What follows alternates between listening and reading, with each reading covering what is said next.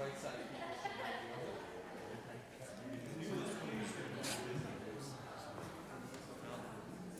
I guess if, depending on what direction you're facing, that's a good idea. You are Where's John?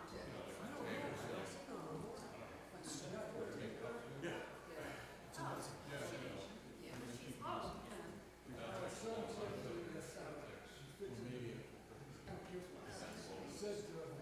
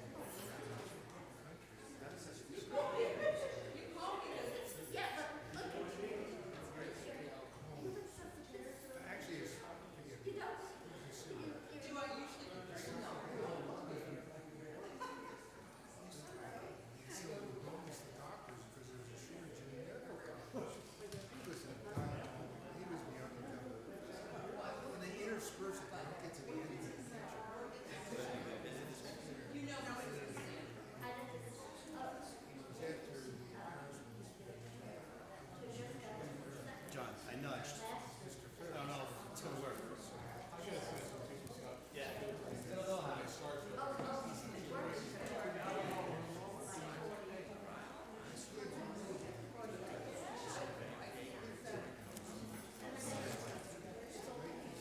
Is there going to be a test at the end? Or?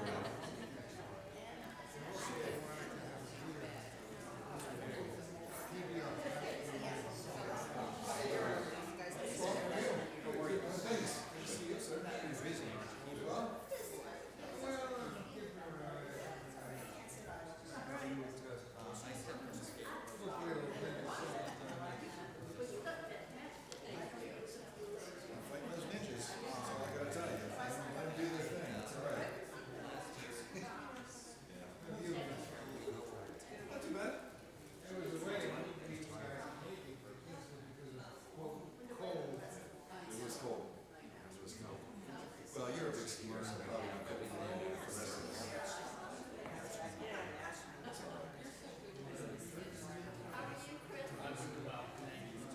is spring break? This is glorious today.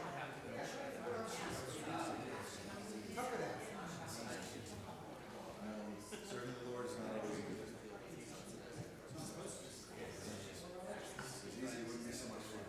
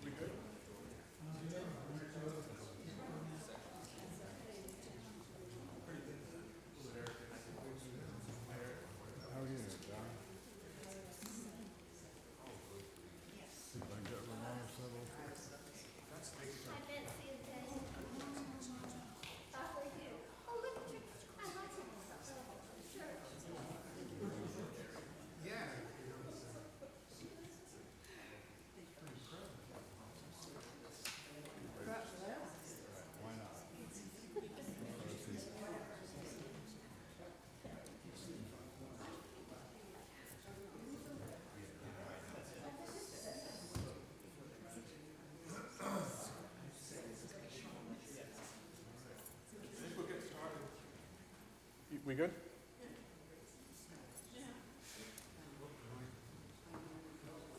Okay.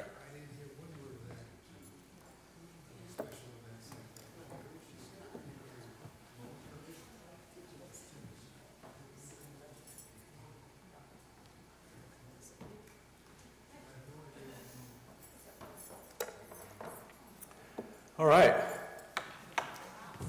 Thank you for actually being here and making the time this morning.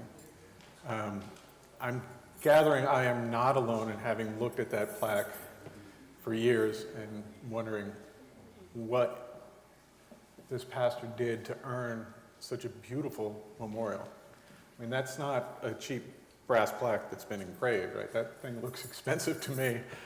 And they use the term beloved, which I don't know, maybe for our denomination and maybe my perception of the times seems almost effusive about this pastor. And I got curious, and so I did what any citizen of the 21st century does. I Googled him. And it turns out that there's actually quite a bit of information available about him. And we thought today would be a fitting day to remember him. Obviously, our congregation of that time, it's what they wanted. They wanted him to be remembered and honored in this church. And on the 139th anniversary of the day he died, I feel like we can honor their wishes. Next slide, Bob. There we go. So the primary sources that I use for this are actually, I found 2 books about the pastor. One is this memorial. This is a reprint that was written in 1889, just a couple of years after he passed. And the other is this book, which is an absolutely charming book called Church Street, which was written by his daughter in the 20th century, so several decades later. But it's her memoir of growing up in Mendham in the 1870s and 1880s. And it talks about the characters, it talks about this church and the loving congregation that they experienced when they lived here, and the love that they had as a family, and the love that the congregation had for him. This will do a far better job of capturing him than my talk will. Time doesn't allow me to sit here and read it to you, but I would commend it to you. And by the way, both books are available freely online in PDF form. So if anybody wants, to drop me your email at the end of this talk or some other time, I can show you how to find those resources. You can also order them on reprint, at least this one for sure. I didn't try the other one. And they're definitely worth a read. It is a beautiful story about a beautiful person. Next slide, Bob. So that's him. That's I.W. Cochran. His full name was Israel Williams Cochran. He went by Williams or Will. I think Will when he was younger. By the way, I should say that the red text is from Church Street. And the blue text that you'll see on some of these slides are from the memorial. There are a fair number of quotes used in this presentation because I think it's better you hear from people who knew him than you hear from me about how much they loved him and how much he loved this church. This is what his daughter had to say about him. You give a start when you look at him. You try to glance away, but there is something that draws your eyes irresistibly back to his face. What is it that charms and wins you? All I can say is that every man, woman, and child in the village has recognized something different from other men in their minister. And you can hear it in their voices when they speak his name.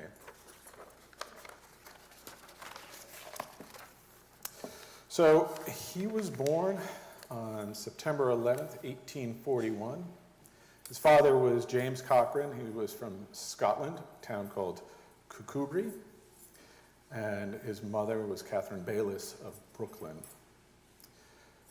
Of 7 children, only 4 of them lived to adulthood.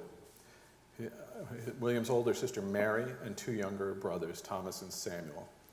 The other 3 all passed away before the age of 2. His mother passed away very suddenly when he was only 8, and his father just as suddenly when he was 17.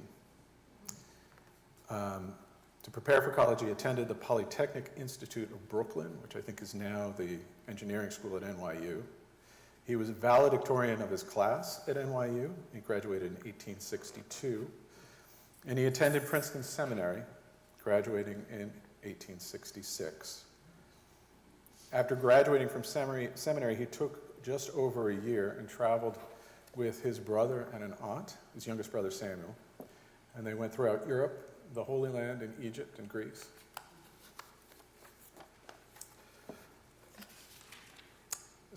Just a little bit more about his youth. This is a quote from the memorial. The friends of his youth testify that he was born to be a minister, and that his choice of any other profession would have seemed incongruous, while that of ministry just fitted. It was because, in the combined strength and beauty of his character, he so resembled him who came not to be ministered unto, but to minister. And this is not the only quote that compares him to Christ.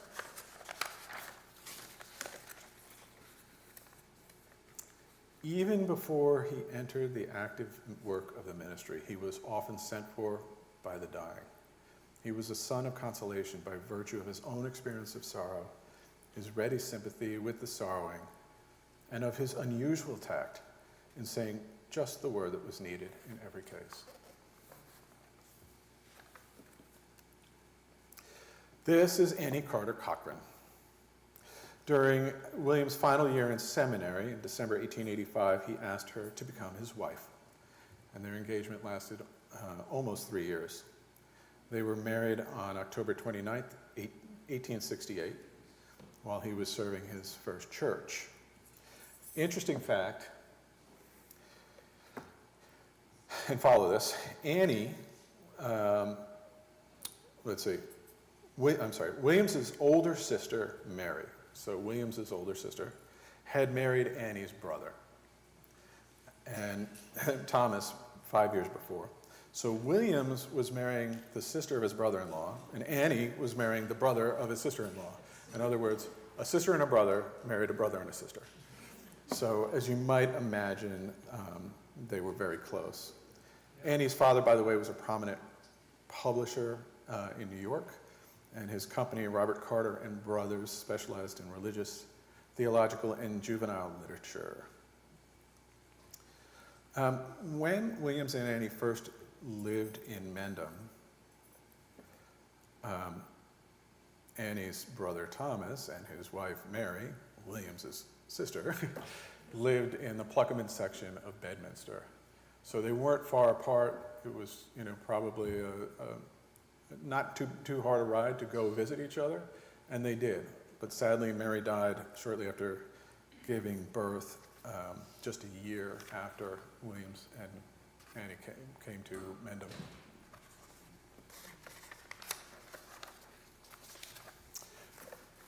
So when he returned from his travels, he worked as a supply pastor for a spell. And then he was installed as the head pastor at Gilead Presbyterian Church in Carmel, New York, on July 13th, 1868. Full disclosure, I don't think this is the church, this is the congregation, but I don't think it's the actual church that he preached in. I think, like our church, it's an old congregation. They've had several buildings. I think this is the one that followed his ministry. For reasons we're about to talk about, though, his ministry there lasted only over 1 year. And for those folks who were on the pastoral nominating committee, I'm sure he's very sorry. So here's where the story of our church begins. While visiting his sisters in Pluckerman's during his vacation in the fall of 1869, he was requested by the people of the First Church of Mendham, New Jersey, whose pulpit was then vacant, to administer communion to them on the first Sabbath of November. Mendham people have often said since that when they heard his first prayer in the preparatory lecture on Saturday, they quickly concluded, "That is just the man we want."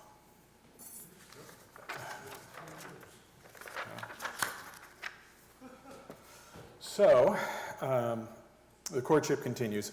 He had refused to allow himself to be looked upon as a candidate for the Mendham pulpit, having no desire to leave Carmel, where he was happy, useful, and beloved. But when a unanimous call came, he felt that it must be considered prayerfully.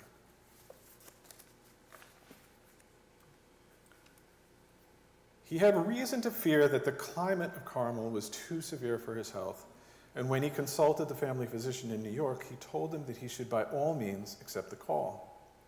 He said that there was some tendency to lung trouble, which might never be developed in a favorable climate, but that Carmel was unsuited for him, and the disease would very likely develop there, while Mendham had the best climate east of the Alleghenies for delicate lungs. This decided the matter, and Mr. Cochran called his session together and presented his resignation. It was a sore trial for both parties. This is an important quote, I think, for purposes that will become evident later in this talk. Before the emergence of germ theory, it was believed that diseases like cholera, typhus, and tuberculosis were caused by miasmas, poisonous vapors or effluvia rising from rotting organic matter, stagnant water, or overcrowded slums. By contrast, pure air, especially from high elevations or the seaside, was seen as a natural antidote that could neutralize these poisons.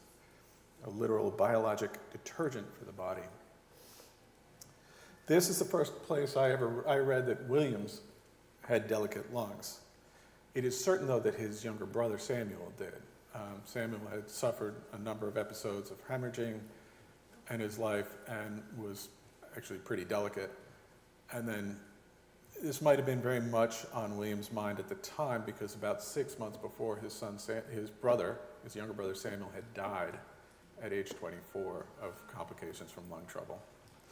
So Mendham, having the best air east of the Alleghenies, I think that was his explanation to his session for why he had to come here. So Williams and Annie arrived in Mendham in late 1869, and he first preached as its new pastor on Christmas of 1869, although he wouldn't be formally installed until June 15th, 1870. The U.S. Civil War had ended just 5 years before. Mendham was a rural yet well-educated township of approximately 1,300 people. And he was surprised when he got here to find that even the farmers were conversant in Latin and Greek, because they had apparently an exceptional schoolmaster in town. The roads were unpaved, and a stagecoach carried passengers back and forth to Morristown, where they could pick up a train. That's the stagecoach on the right, and on the left is what was then known as Church Street, officially known as Church Street, but I think referred to by the town as Hilltop Road, and I think eventually they gave up on the Church Street and now it's Hilltop, but that is the road right out here. Next slide. Okay, so the other thing that was going on is that at that time, our congregation was split in two. The congregations had divided 10 years before over the issue of slavery. In that 1859 period, we had a pastor here, Theodore White, who was a strong abolitionist and offended members of this congregation when he brought a black man into the pulpit. We, at that time, had slave owners in the congregation. We had former slave owners in the congregation. 35 members of the church left and established a church right down the road where Bailey's funeral home is. The church on the left was their building, and on the right is their building. Yeah, as you're looking at it. The church on the left is their building. The church on the right is ours, obviously. Our church was only about 10 years old at that point, too. There had been a fire in 1859, and so there was a period here where both churches were being built at the same time, and both of them went up in about 13 months. So I don't know if you've renovated a bathroom recently. I don't know that you can even get a bathroom renovated in 13 months. It's just mind-boggling to me that they did this. They built this structure and that structure in just a matter of months with no power tools, right? For those of you musically inclined, hymns like O Little Town of Bethlehem, the Church's One Foundation, Onward Christian Soldiers, and the first hymn we sang today, that was the contemporary music of that time. So for those of you who are skeptical about contemporary music, give it time, it'll grow on you. Okay. I hope you all recognize the building on the left. That is our current Hilltop House, but at the time, it was the manse. It was the minister's quarters. The Cochrans moved into it when they arrived in Mendham, and that's where they raised their family.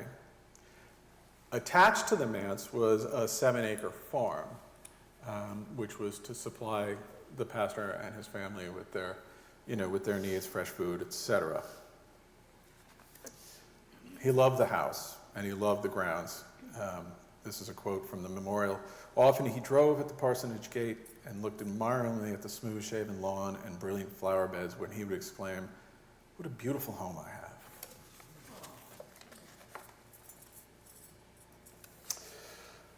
No sooner had the young minister and his wife taken their first meal in the manse than they began to be conscious of the atmosphere of true brotherliness in which our village neighbors lived. "We heard your range had broken, so as I was baking today, I brought you these rolls," said a neighbor, laying a parcel of deliciously light rolls on the table in the dining room. "The farmers brought firewood from their own woodlands and hauled all the coal from the railway station without being willing to be paid for their labor. Here's a basket of peaches, or a barrel of apples," they would say, as the case might be. "We thought you might enjoy them," and would leave hastily for fear of being thanked.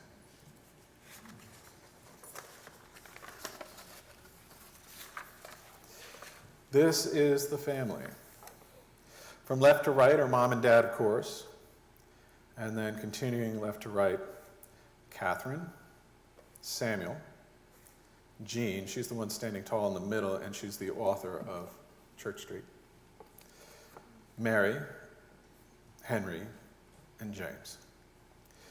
In addition to these 6, there were 4 other babies, including a set of triplets who died at or near birth, and a 7th child, Annie, born after the family who left Mendham, and she never saw her 3rd birthday. In addition, at the manse, the family had 3 servants, all of whom, at least 2 of whom, were definitely Irish immigrants, and I suspect they all were.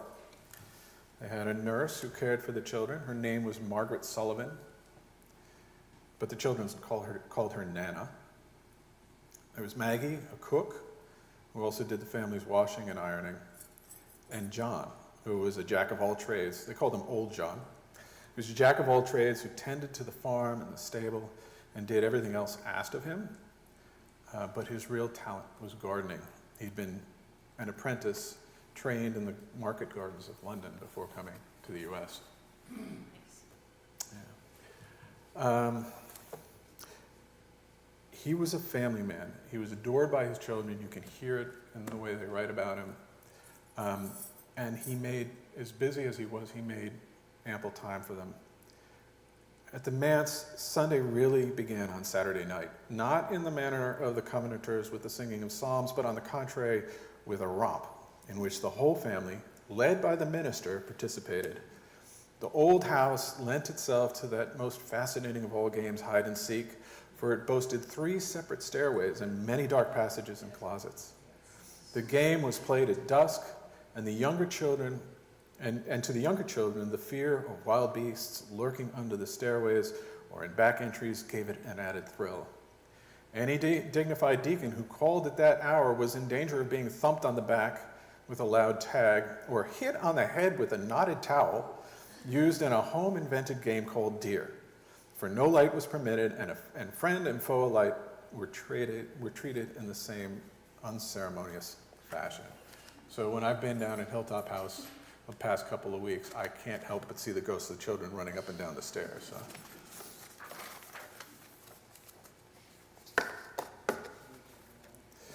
Williams and his servant, Old John, worked together in the gardens.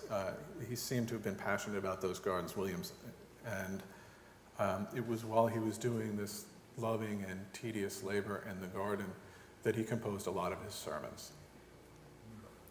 The manse dooryard set the village fashions in flowers just as truly as Paris sets the fashion in gowns for the rest of the world.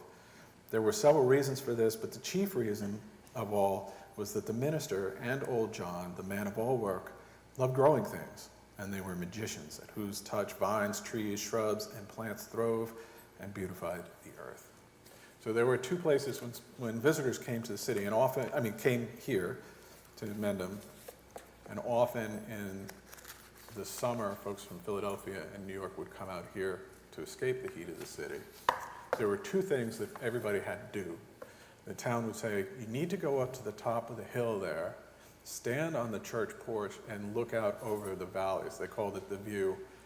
And there are accounts of people like spending an hour just sort of looking and watching the clouds cross. There were fewer trees, there were fewer houses. It must have been glorious. You get a sense of it if you look back towards the high school, but that was one, the view. The other was see the church dooryard, or the dooryard at the manse.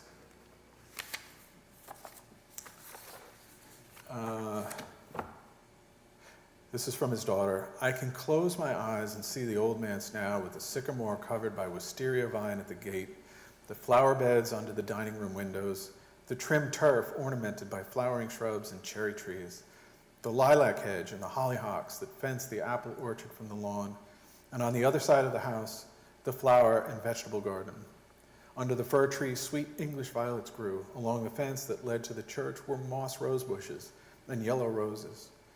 Near the gate, a patch of velvet pansies, yellow, deep purple, and violet, breathed the faintest of perfumes into the air. There were peas, beans, asparagus, and quinces too. There was a grape arbor, and best of all, a strawberry bed, the flavor of whose berries almost rivaled that of their famous English cousins. And they also, in addition to the gardens, they did have some farm animals as well. They had a horse named Torwood who would pull their thing with wheels. I don't know, probably carriage is the wrong word, but whatever it was that they had to transport them.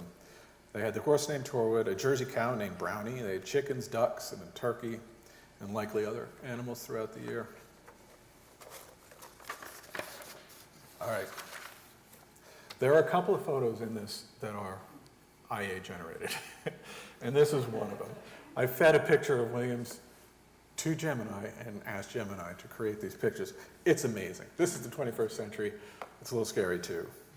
Anyway, in addition to preaching in our own sanctuary, Reverend Cochran preached twice a month in Brookside, which had no church of its own at that time. 3 of the pastor's sermons are reprinted in the memorial, and despite their age, they're surprisingly readable, and the messages are timeless. For example, relying on a text from 2 Peter, he preached about the promises God makes in Scripture and why we are assured that he will make good on these promises. Next slide, please. He preached on the passage in Luke 10 where Martha is slaving away in the kitchen to entertain Jesus' followers and asked Jesus to chastise her sister Mary for not helping. And you may remember that Jesus responded, "Martha, Martha, you are worried and distracted by many things. There is need of only one thing. Mary has chosen the better part." In his sermon on this passage, the minister preached, the difficulty with Martha was not that she did too much work, but she was not doing it in a proper spirit. She put the service of the master before the master himself.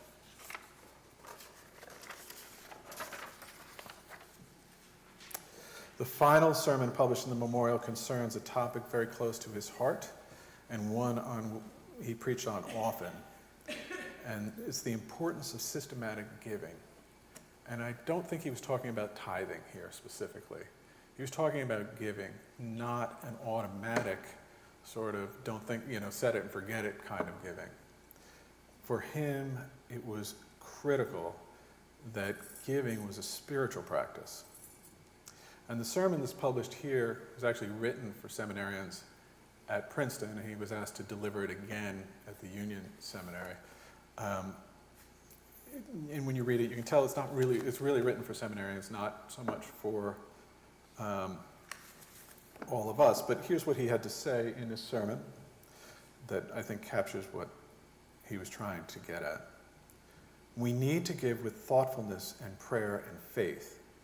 The mere bestowing in charity of a gift, however large, is not true giving any more than merely addressing in eloquent words to God as praying.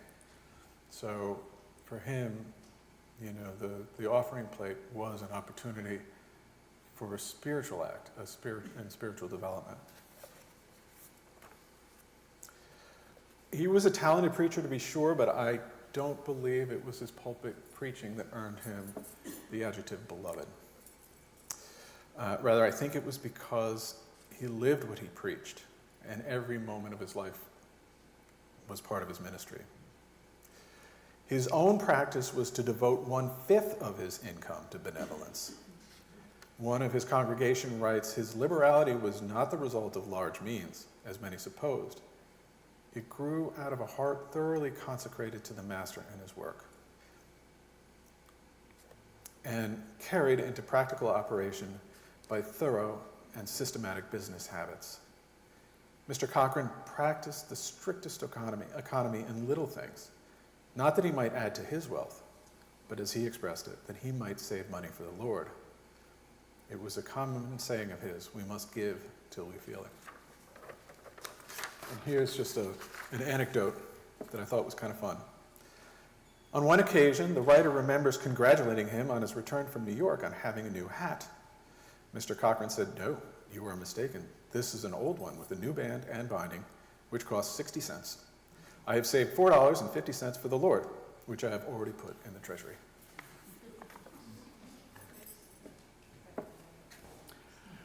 But his ministry extended well beyond this pulpit, beyond this sanctuary, and even beyond his own congregation.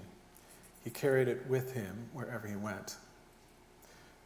The minister went about our country roads and byways, talking to everybody, making friends everywhere, until they said of him that there was not a man or woman in the township to whom he had not spoken about his or her soul's welfare. What is more, no one ever resented it. While over and over again, people have told how a word from him changed all their outlook on life. The whole village adored the minister. Even the sinner who had been rebuked by him loved him. For the sinner could not tell by the minister's manner that For the sinner could tell by the minister's manner that his sin really hurt his friend. Besides, the sinner knew that if he were in need, the minister would take the coat off his back and give it to him. You couldn't bear a grudge against a man who took as much interest in you as that.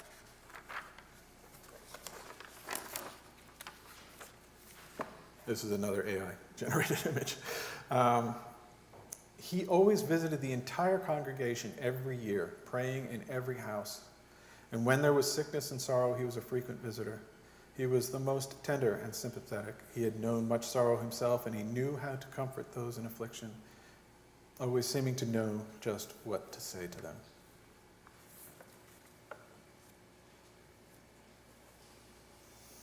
The great mistake of Mr. Cochran's life was in living at constant high pressure in regard to his work, building his candle of life at both ends, burning his candle of life at both ends. Early in December of 1884, he took a heavy cold, which led to his final breaking down in health. He did not give up to this cold, but went through an even larger amount of work that winter than usual. No one noticed it very much except his wife, and because he did not spare himself, no one but her tried to spare him. So that when the final breakdown came, a feeling of regret swept the parish, and each and all heaped loving attentions on him until the family left for the West. The pastor tried unsuccessfully to push through this illness, keeping up normal activities and even traveling night after night in the bitter cold to revival services that were being held in Brookside.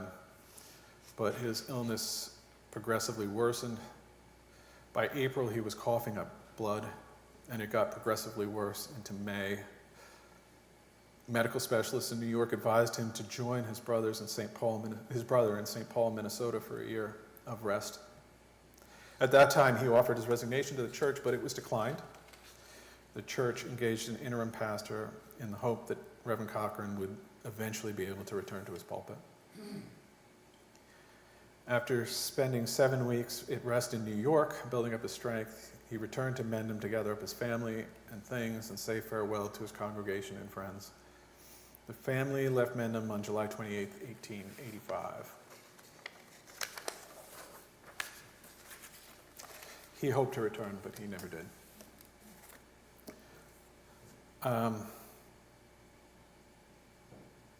To avoid the summer heat in the city of St. Paul, the family resided in a quiet town about 30 miles from St. Paul known as Wyoming, Minnesota. They spent the summer there and then moved into St. Paul in September.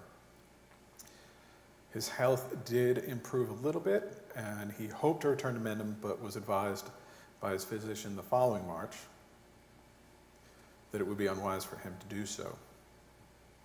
At this time, by a letter dated March 17, 1886, Reverend Cochran again submitted his resignation to the session, and this time it was accepted. The session responded to him in a letter dated April 18th, 1886, excerpts of which are reproduced on this slide. The session of the church, after considering carefully and prayerfully and sorrowfully your communication of March 17th, have felt constrained to agree with yourself in the decision that under the circumstances, a dissolution of the pastoral relation would perhaps be the wisest thing that could be done for the interests of the church. It is necessary to add that this conclusion has been arrived at only at the sacrifice of feelings of the purest and warmest love and affection. When we remember your words of wisdom and acts of unselfish kindness and devotion to the best interests of all this people, your noble Christian character, known and read of all of us through so many years, how could we arrive at such a conclusion except at a sacrifice of our own cherished hopes for the future? And they concluded the letter, and I love this. When this is received by you, if for any reason you have changed your mind, then this action shall be null and void. Next slide, please. Yeah, I don't know if you can see that at all, but this is the first page of the minister's response to the session, and it is in our church's archives. And if you can read that last lines, he writes, with sadness, I have seen no reason to change my views.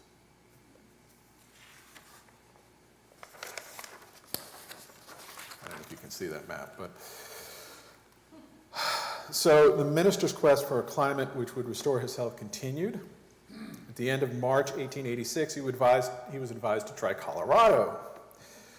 And without the company of family, he left for Colorado Springs in early June. 9 days after he arrived, a specialist there said, Colorado is not suitable for you. And that he'd be better off seeking a low mountain range, such as the Adirondacks or North Carolina. Ultimately, it was decided he would go to Bayfield, Wisconsin, which is on the shores of Lake Superior. He arrived there in mid-July and was joined by his wife and eldest son. He was happy there. His health improved a little bit. He enjoyed interacting with the other folks at the hotel he was and having little prayer meetings with them. But it was temporary. In October, they returned to St. Paul, and the remainder of the children and the nurse Margaret joined them. But the pastor's health declined, and in February 1887, he consulted a specialist in St. Paul who determined that one lung was entirely gone and the other softened halfway down, which I take to mean he was operating at 25% lung capacity. At this time, it seems the minister threw in the towel, and he passed on a potential surgical treatment that might give him some relief. He wanted to return east, and the doctor agreed that he'd be no worse off in the east than anywhere else. So on February 10th, 1887, the family got in a private rail car that was donated to them, and made the trip from St. Paul to New York.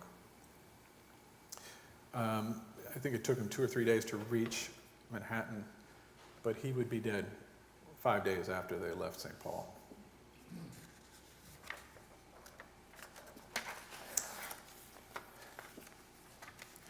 So, excuse me if I get a little emotional about this. I've been living with this pastor now for weeks, and I really come to admire him. So, anyway, this is the scene 139 years ago this morning, probably about this time.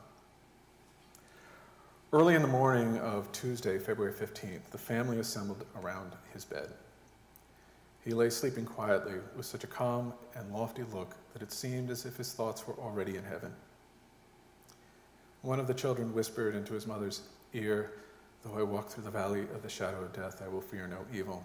Another, "Mama, God is our refuge and strength."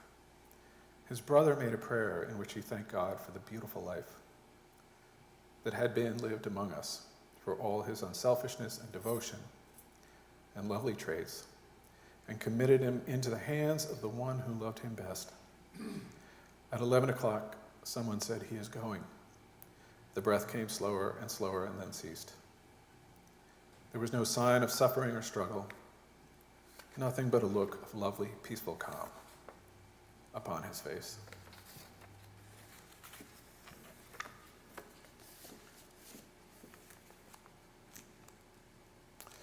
So his body was brought to Mendham.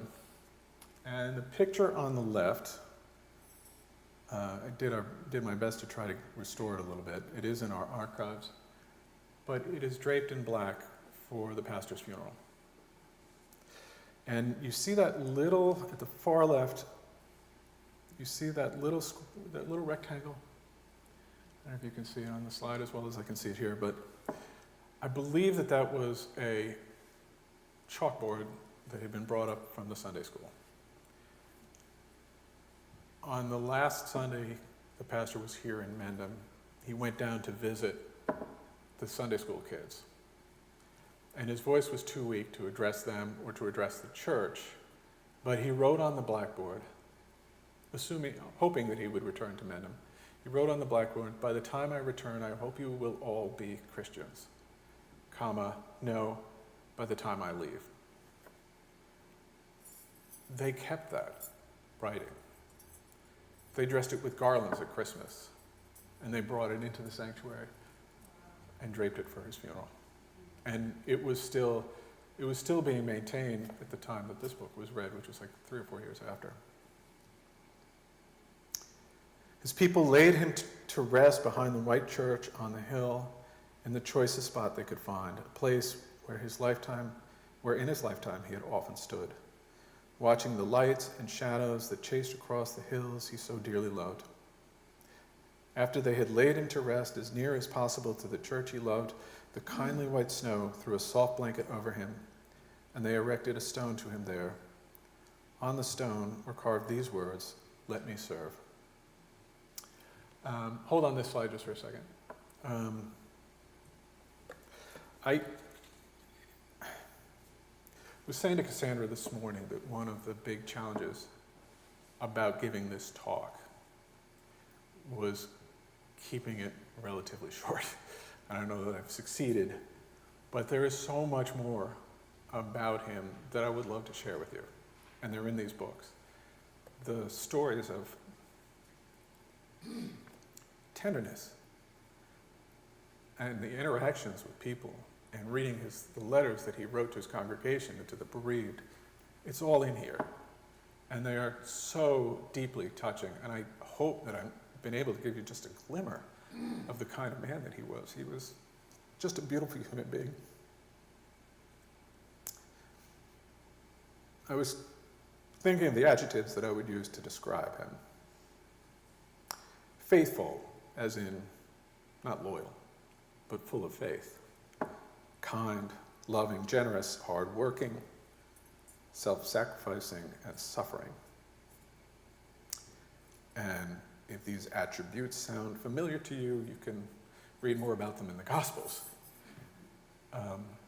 In our adult ed group, and I'm just going to throw in a little pitch, in our adult ed group, which meets after church most Sundays down at Hilltop House, the old manse, we don't play hide and seek, but we do talk about things that matter. And the last 2 weeks, Chris Smith has been leading a discussion on what it means to be apprentices to Christ, a word that some prefer to the word disciples. And I can't think of a better example of someone who lived his life as an apprentice to Christ.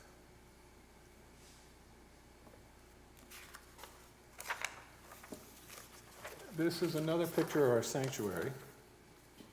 It's later. It's after his death. You can see, if you were to compare it to the picture before, there's a lot more woodwork in the front. There's a pipe organ in the front. But most especially, the plaque is there on the left. It had a more, before the next set of renovations, it had a more prominent place in our church. I like it where it is. I think it might be too much.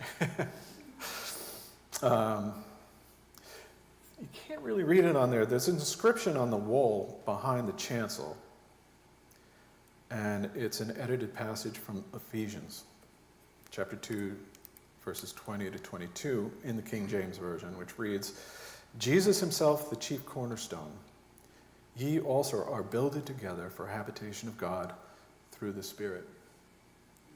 And I don't know if that was a permanent installation, or maybe given its subject matter, maybe it was just something they were using during renovations while they were hiding, the work behind. Okay. We can go to the next slide. Yeah, I think it's fitting to end this talk with several stanzas from a poem that he wrote during the final years of his illness. It's the one that's quoted on his gravestone, and it captures the spirit of his life and his desire to be of service to the Lord, even in death. I am often very weary, and both flesh and spirit fail. The way seems sometimes dreary, and with joy the end I'll hail, but let me serve. The work is not yet finished, which I had hoped to do. My zeal is not diminished, my heart is firm and true. Oh, let me serve. I want to lift the lowly, I want to help the weak. I want to make men holy, glad news of peace to speak. Oh, let me serve.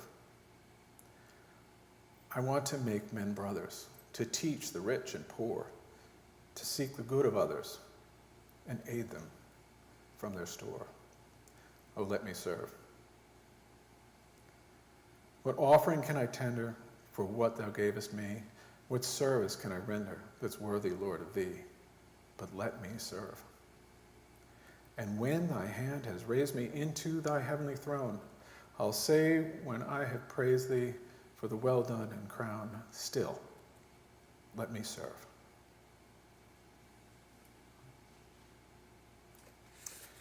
So, thank you for providing me the opportunity to help this congregation remember somebody who was very, very special, and special to the congregation at that time. If anyone has any...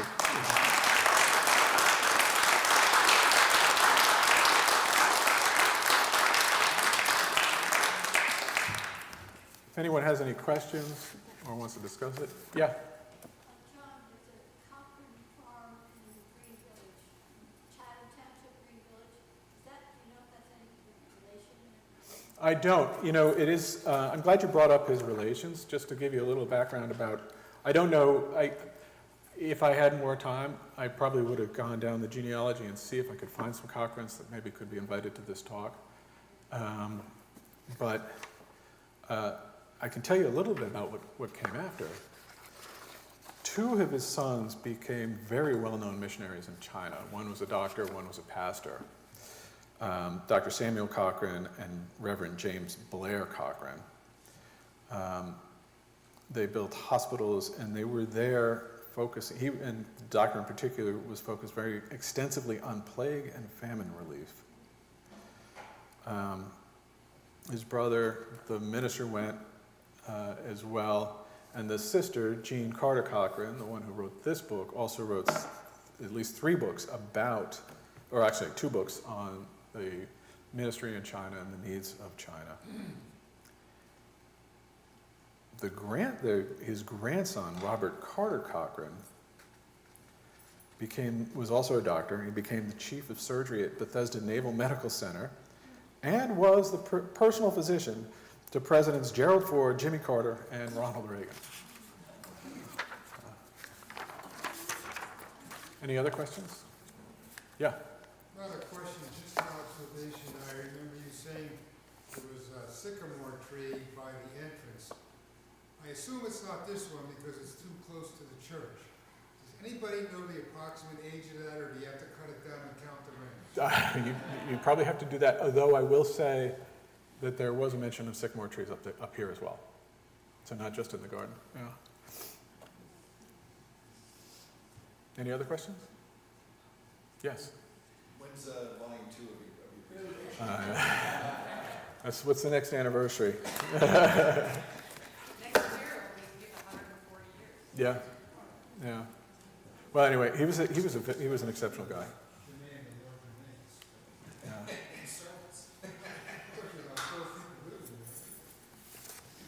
John, thank you for your service. Yeah. Yes, really nice.